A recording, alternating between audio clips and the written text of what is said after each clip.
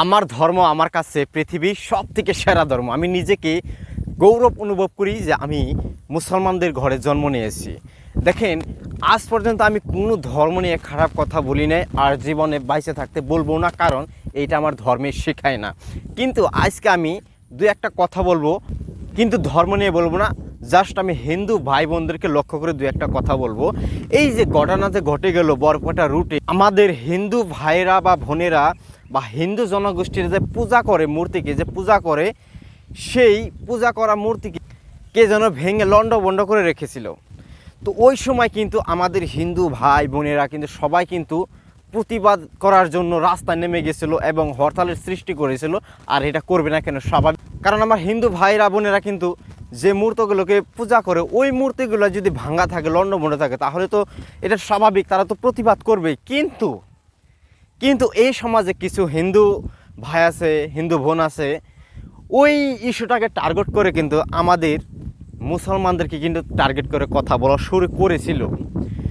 এখন কিন্তু দুধ কা দুধ পানিকে পানি হয়ে গেল। কিভাবে দেখেন, ইতিমধ্যে আমার এই ভিডিওর স্ক্রিনে কিন্তু দেখতেছেন, অবশ্যই আমি এই ভিডিওটা চালিয়েও দেখাবো আপনাদেরকে। মোর নাম রানা দাস। গোয়ালপাড়া গিয়া ইয়ার ভাড়া থাকো মই মিলননগর।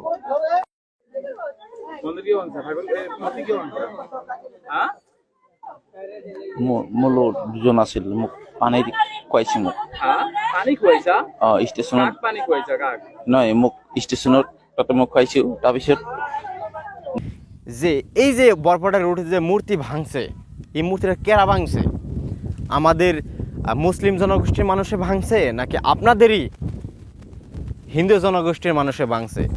যে ব্যক্তিজনে ভাঙছে সেও কিন্তু একটা সময় মূর্তি পূজা করেছে বা এখনও করে, কিন্তু সে কেন মূর্তিটা ভাঙতে গেল? যে মূর্তিকে সে নিজেই পূজা করতে একটা সময়, সে কি ইচ্ছাকৃতভাবে ভাঙছে নাকি তাকে দিয়ে কেউ ভাঙাইছে যাতে এই দেশটায় হিন্দু মুসলিমের একটা ঝগড়ার সৃষ্টি হোক? তো এখন হচ্ছে এটাই কিন্তু সব থেকে বড় প্রশ্ন। তো কি বলবো, আর যদি এই মানুষটা ধরা না পড়তো তাহলে কিন্তু অবশ্যই আমার হিন্দু ভাইরা বোনেরা আমাদের মুসলিম জনগোষ্ঠীর মানুষকে টার্গেট করেই কথা বলতো। যদি আমাদের উপরওয়ালা আমাদের সহায় করে, সাহায্য করে, হেল্প করে, তাহলে কিন্তু অবশ্যই এই পৃথিবীর কেউ আমাদেরকে বিপদে ফেলাতে পারবে না। তো যাই হোক, এই ছোট্ট ভিডিওর মাধ্যমে আমি একটাই মেসেজ দিতে চাই, যে অপরাধী সে তো অপরাধী, হোক সে মুসলিম, হোক সে হিন্দু, হোক সে খ্রিস্টান, যে কোনো ধর্মের মানুষই হোক, সে কিন্তু অপরাধী।